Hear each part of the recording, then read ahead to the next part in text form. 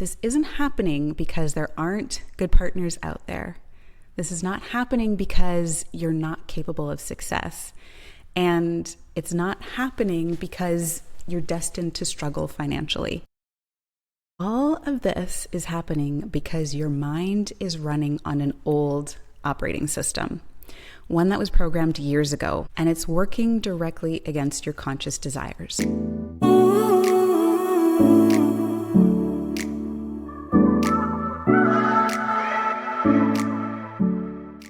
Hello and welcome back to the Live Free Lifestyle Podcast. I am your host, Leah Brathwaite, and today we are diving into something that will literally change your life. And that is how to change your mind and why it changes absolutely everything. So I want to start off by painting a picture for you. Maybe this sounds familiar. You say you want soulmate love. You've done the vision boards, you've written the list, you know exactly what you want in a partner. But somehow you keep attracting situationships, emotionally unavailable people, or partners who just aren't aligned with your values. And maybe you're thinking, well, that's because there are no good men, or there are no good women, or all the good ones are taken. Or maybe you're doing everything right for success. You're working really hard. You're following all the strategies. You're hustling. You're hiring the coaches. You're doing all the things, but you just can't seem to crack the code. That breakthrough to success just feels out of reach, or you're getting overlooked for promotions, or there's always this next level that doesn't seem to be able to be reached. Or maybe you're making decent money. You're making good money, more than you ever thought you would, but you still wake up with this underlying anxiety about finances. You still feel like there's never enough. You're still operating from this scarcity mentality or this fear that it's all going to go away. So this is what I want you to know. This isn't happening because there aren't good partners out there. This is not happening because you're not capable of success. And it's not happening because you're destined to struggle financially. All of this is happening because your mind is running on an old operating system, one that was programmed years ago, often in childhood, and it's working directly against your conscious desires. So today, I'm going to show you exactly how to identify this programming and, more importantly, how to change it, how to change your mind. Because when you change your mind, you literally change your life. So I want to first start off by talking about the underlying system, or this invisible operating system. So let's start by understanding what's really going on here. I want you to think of your mind like a computer, or actually think of it like your phone. So I've got my phone here, and right now, as you're listening to this, you have conscious thoughts. You're aware of what I'm saying. You're consciously tuning into this podcast. Maybe you're multitasking, which is totally fine. Or maybe you're paying full attention to this. Maybe you're watching on YouTube, but you're conscious of what's going on. But underneath your conscious mind, there's this whole other operating system that is running. So in the example of your phone, you've got your phone and you've got all of these apps available to you. So the apps are like your conscious mind. You can choose what you want to interact with. But underneath the app, the thing that is actually making the app run, the thing that is running the phone, is your operating system, iOS. That's what it is on an iPhone. If you have an Android or something else, I don't know what it's called, but you get the gist of it. So these background programs that are supporting the conscious experience that you're having, you don't see them, but they're constantly running and they are affecting everything. That is your subconscious mind. This is where your beliefs live. This is where your assumptions about how the world works live, your expectations about what's possible for you. And this runs 95% of all you do.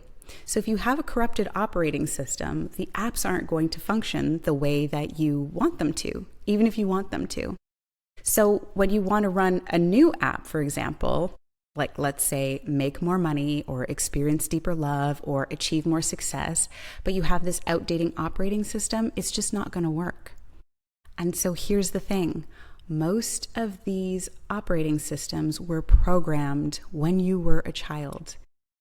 Most of them between the ages of 0 to 7 years old, up to 11, and then a few more up until about the age of 25. So think about it. We come into this world as these perfect little bundles of pure potential and love. We are these pure souls that have incarnated into a tiny little body, and we're starting our journey here on the planet. I talk about this in my book, that we are born these perfect blank slates, and there are only two fears that babies come into the world with: the fear of falling and the fear of loud noises. And those are survival type fears. That's it. We don't have any insecurities. We don't have any worries. No baby is looking down and thinking, oh my God, my thighs are so fat. Or, oh my gosh, babies like me don't belong in rooms like this. Or, I don't like the way my nose looks. No, there is none of that. We don't have any limiting beliefs about money or love or success or our appearances or our worthiness or our value. We don't have any habitual thought patterns or worries or anxieties. We're just pure love, pure potential, and we're completely open. But here's what happens. We are also completely dependent on our caregivers. We can't meet our own needs.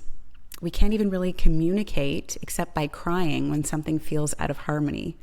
So we have to learn how to develop these peopling skills. We have to learn how to be a person, how to fit into a family, how to do things for ourselves, how to move through the world. So our little developing brains are starting to make meaning out of everything. We're programming our operating system so that we don't always have to keep relearning how to tie our shoes or how to ask for more milk or how to communicate and move through the world. We create these patterns in our operating system that are these quick fire patterns that we relate to over and over again. So we start to first absorb things through sensation. It doesn't feel good when you have a wet diaper. That doesn't feel harmonious. So you make it known that that's not something that works for you. But the older we get, the more refined our ability to communicate becomes, and the more we create meanings out of everything. We take in energy, we take in the facial expressions of the people around us, we take in the environment and the circumstances that we're in, and then we create meanings and pathways of association through those meanings. So for example, if mom is really stressed out when she's paying bills, then we start to create this pattern or this program of money is stressful. Or if your dad works constantly and seems really unhappy, maybe we absorb and make the meaning that work is hard and joyless. Or if our parents fight about money, we might develop a belief that money causes problems in relationships, and that gets programmed into our operating system. Or another example is maybe we learn that love is conditional, that we only really get attention when we're good, or we're ignored, or we're punished when we're not good. So we develop beliefs like, I have to be perfect to be loved, or I'm only valuable when I'm achieving. And here's the crazy part. This is all happening unconsciously. We're not actually choosing these beliefs that don't feel good. We're just absorbing them like little sponges. And this is where it gets really interesting and really challenging, because these beliefs don't just sit there passively, they actively create our reality. Because our beliefs, our operating system, directs our thoughts, how we think about things, how we view things, and how we think about things and our perception and our perspective directs our emotions. And our emotions direct our actions, and our actions create our behaviors. And then our behaviors over and over again create our results. But all of this is happening on an automatic level that unless we become aware and start operating from the right program, we keep getting the same results over and over again. And this is where I want to talk about the differentiation between the program of the ego, or our learned and adapted behaviors that create how we view ourselves as a person in the world, and the original blueprint of our soul, which is worthiness and love and joy and acceptance, that openness that we came in with as babies. Babies aren't angry or resentful or stingy. They are pure love. They are pure joy. They are pure possibility, pure potential. But over time, as we go through experiences where we feel pain, where we feel disappointment, where we feel discomfort, or we observe others with those experiences, we start to form these like little egoic patterns so that we can avoid things that don't feel good, and we can move towards things that do feel good, always continuously trying to find harmony. But we get our wires crossed, and we start to create these misassociations that often end us in repeating patterns that don't feel good. So I want to talk now about why awareness alone isn't enough, because you might be thinking, okay, Leah, this makes sense, or I know this already. I just need to become aware of my limiting beliefs and then I can change them, right? And yes, awareness is the first step. But here's why awareness alone isn't enough, and why so many people stay stuck even though they can intellectually understand their problems or their patterns. So let's go back to those examples at the beginning. So the woman who wants soulmate love but keeps attracting these unavailable partners, she might be very aware that she has some issues with her dad. She's got some daddy issues. She knows that she has a pattern of going for emotionally unavailable men. She might even be in therapy working on it. But if her unconscious belief is that love hurts, or that I'm not worthy of real love, or that men always leave, no matter how much she consciously wants a healthy relationship, her unconscious mind is going to keep her safe by attracting what feels familiar, which is unavailability.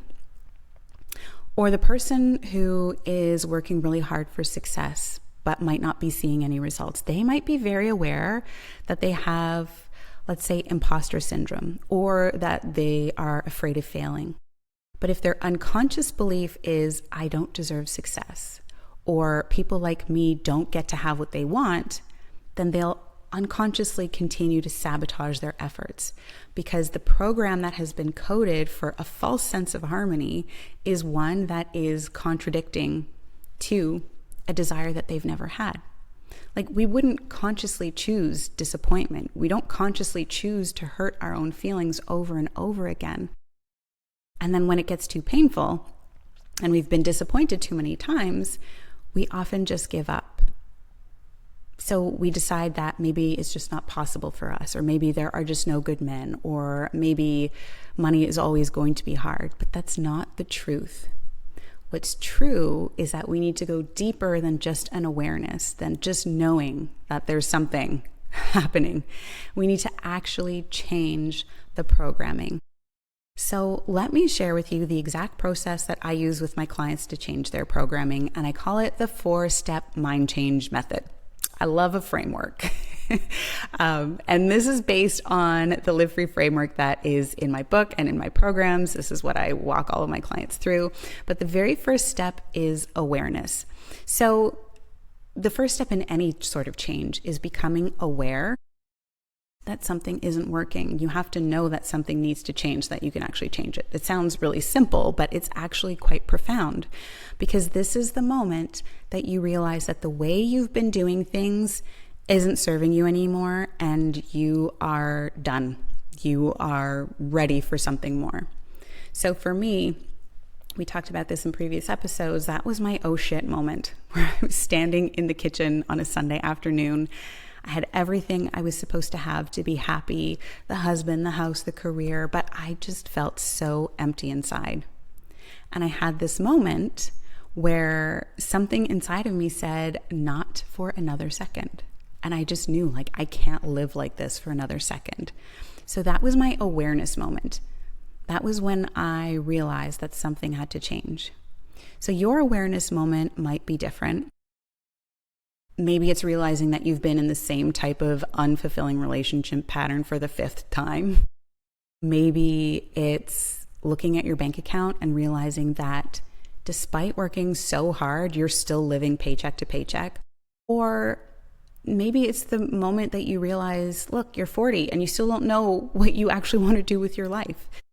So the key is not to judge this moment, but to honor it. This is your soul awakening you to a deeper truth, that you are ready for something different because something different is available to you. So first step, awareness. Second step, acknowledgement. So the second step is to acknowledge.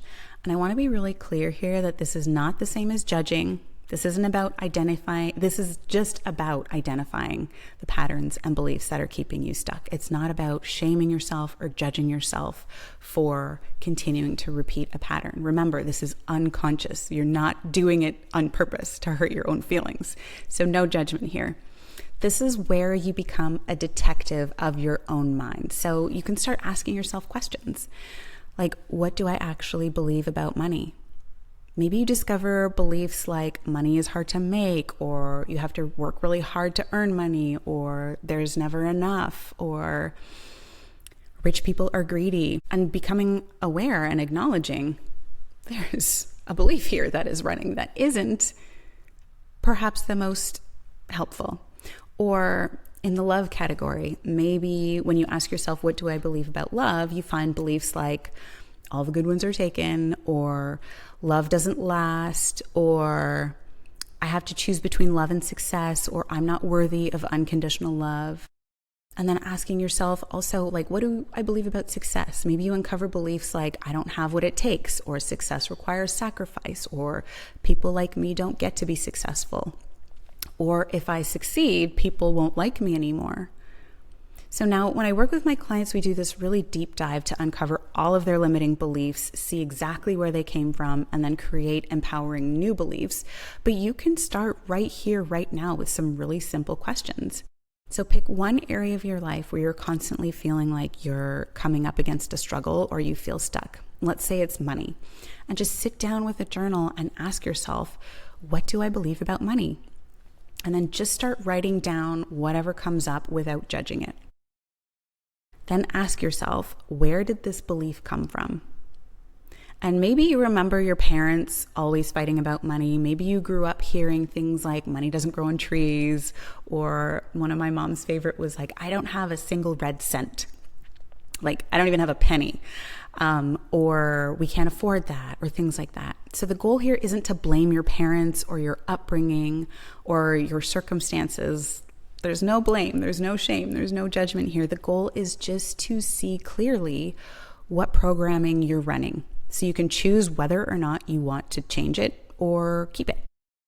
And if it's a disempowering belief, the chances are, if you change it, you will start to see an entirely new way of operating.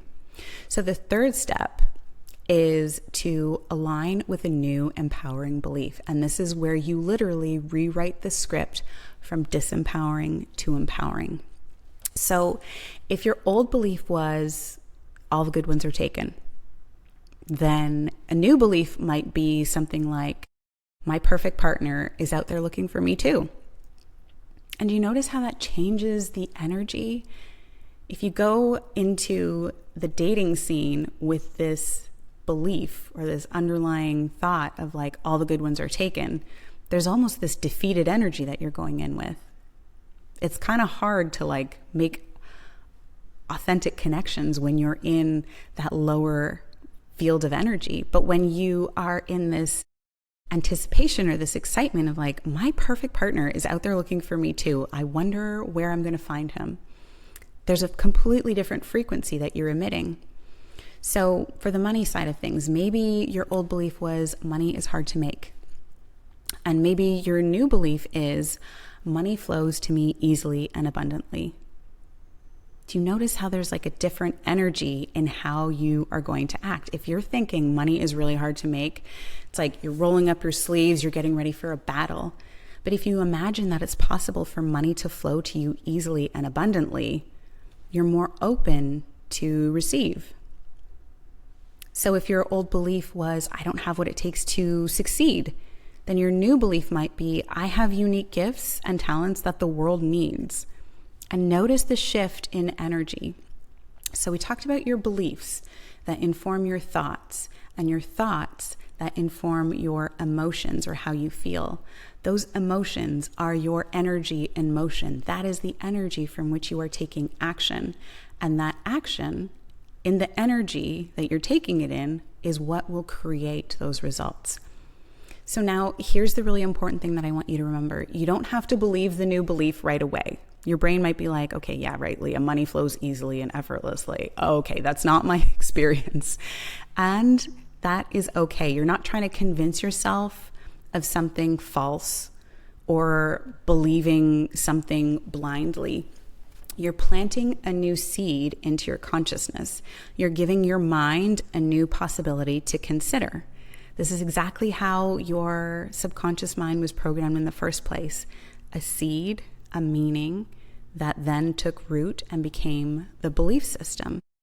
So I want you to think of it like this, like your old belief system, your old operating system is like this well-worn path through a forest. You've walked it so many times that it's become like the most obvious route. You're just going to automatically go that same route. But now you're creating a new path. And at first it might just be like a faint trail through the grass. But every time you choose that new belief, every time you act from that new belief, every time you assume the possibility of that new belief, you're walking on that new path and you're making it stronger. And that brings us to the fourth step, which is action. This is where you take action from your new belief system. And this is crucial because beliefs aren't just thoughts, they're thoughts that drive your behavior. If you want to truly change your belief, you have to start acting as if that new belief is true. So if your new belief is money flows to me easily, you might start acting more generously, or you might invest in yourself, or you might raise your prices if you have a business. Or if your belief is I'm worthy of love, you might start setting boundaries, or you might start dating differently, or you might stop settling for crumbs of attention.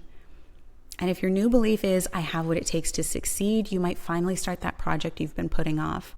Or you might apply for that job that feels like a stretch. Or you might invest in a course or a coach that you've been considering to really support you in having what it takes. The key is to take actions that are aligned with who you are becoming, not with who you have been. Remember, we're creating a new path forward. And so now I really want to be honest with you about this part, because it's not just, I changed my mind, where's my results? This work takes some time and repetition. You're literally rewiring neural pathways that have been established for years, maybe even decades. So your old programming didn't just develop overnight, and it's not just going to change overnight either. So I want you to remember this, though, that every time you catch yourself in an old pattern and you choose differently, that is progress. Every time you act from your new belief instead of your old one, you are creating change. Think of it like going to the gym. You don't expect to have a six-pack after one workout, right? Or you don't expect to walk in there and be able to like curl 100 pounds. You start a little bit smaller, maybe with the 10s, and then you move up to the 15s and the 20s and the 30s, and you work your way up. But trust that when you keep showing up consistently, you will see results. It's the same with your mind.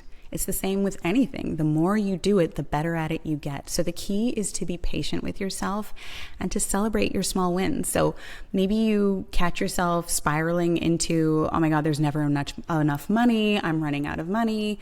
And you're able to stop and consciously choose to focus on abundance instead. Maybe you realize like, I have enough money for right now, and that is enough. Even that can be a win. Or maybe you notice yourself about to say yes to somebody who is not treating you well. You get that late night text, and instead of saying, well, at least I'm getting some sort of attention, you choose to honor your worth and you say no. That is a win. Or maybe you have an opportunity come up, and instead of immediately thinking, I'm not qualified for that, or I don't think I can do it, you think, what if I'm exactly what they're looking for? And you put your hat in the ring. That is a win. So this is why I talk so much about mindfulness and meditation and awareness and presence. Because when you are present and aware, you can catch these moments of choice, knowing that you have a choice. Do I want to keep operating from that old program that is not serving me, or do I want to choose another thought? Do I want to choose another belief? You can see your old programming trying to run the show, and you can consciously choose something different. And here's what's really beautiful about this work. As you start to change your inner world, your outer world starts to change too. You start attracting different opportunities, different people, different experiences. You start getting results that are aligned with who you are becoming, who you've always been meant to be, instead of who you've learned to be in the past. So here's what I want you to remember from today. Your thoughts are creating your reality, but you have the power to change your thoughts. You have the power to change your beliefs. You're not stuck with the programming you received in childhood. You can choose new beliefs, and those new beliefs can create a completely different life. So I'm going to leave you with a little bit of homework, and it's super simple. Start with just step 1. Just become more aware. Notice where you're getting results that you don't want. And then get curious about what beliefs might be driving those results. Don't worry about trying to change everything at once. Just pick one area and start there. And remember that transformation happens one conscious choice at a time. So I hope this was a helpful episode for you in understanding a little bit more about how your mind works, how to reorient yourself to a new operating system so that you can start to see change in your life. You can start to experience what you truly desire. If you want to go deeper into this work, I'm going to put some links in the show notes where you can check out my book, A New Way of Life, and you can also take a look at the Live Free Lifestyle Experience, which is my signature coaching program that walks you through the complete Live Free framework that this episode is based on. Thanks so much for being here, and I will see you in the next episode. Bye.